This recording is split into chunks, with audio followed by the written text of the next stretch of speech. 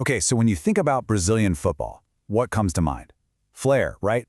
Passion, samba soccer. But what if I told you that the whole soul of their game was actually forged in a bitter rivalry? And not just between teams, but between two completely different ideas of what Brazil itself should be. That's what we're digging into today. And the whole story, it really boils down to a tale of two rival cities, Rio de Janeiro and São Paulo.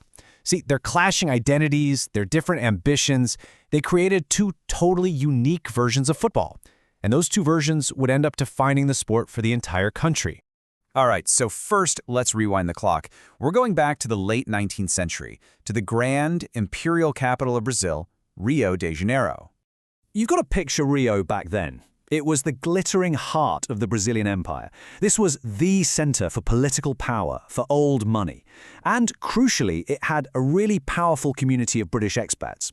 So just imagine this world of, high society, super strict rules, and a very, very clear social ladder. So it totally makes sense, right? Football here didn't just bubble up from the streets. Nope, it was introduced from the very top down. The first clubs, they were basically just extensions of these already existing super exclusive social clubs for the city's absolute wealthiest citizens.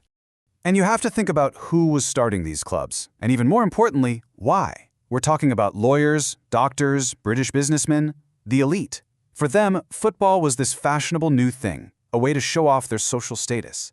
And they copied the British model to a T. Formal constitutions, a huge emphasis on gentlemanly conduct. The whole point wasn't just to win. It was to play the game the right way. Very proper, very controlled.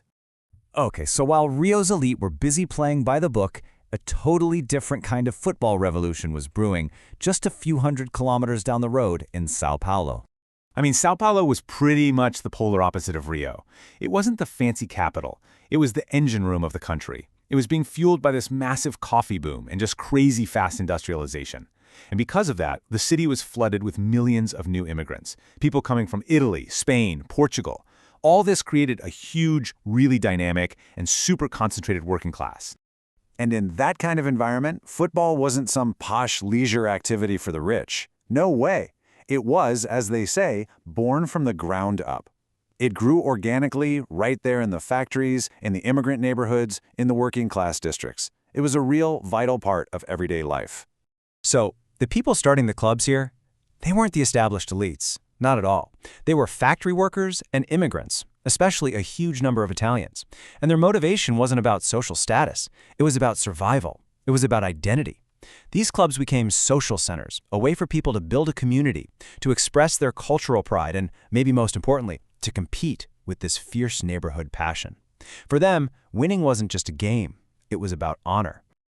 So, when you actually put these two origin stories side by side, wow, the contrast is just incredible. It's literally like you're looking at two different planets.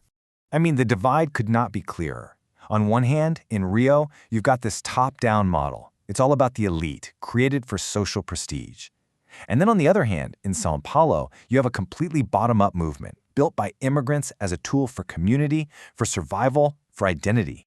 And this chart just lays it all out perfectly. Look at this. Key founders in Rio, established elites and British expats. In São Paulo, immigrant communities and workers.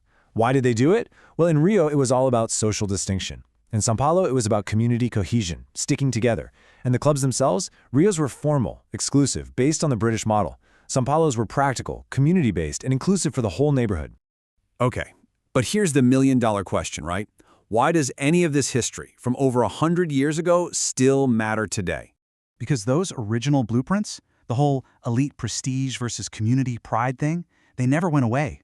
It's like they're baked right into the DNA of the clubs we know and love today. That's what shaped the insane rivalries, the passionate fan cultures, and the very identities that define modern Brazilian football. There's a great quote from a historian that just nails it. They said, "The legacy of these early institutions continues to resonate, shaping the identities and passions of millions." And that's so true. That incredible passion you see in the stadiums today, that fierce, diehard loyalty of the fans, you can trace it all back to this original tale of two cities. So, here's the big takeaway from all this.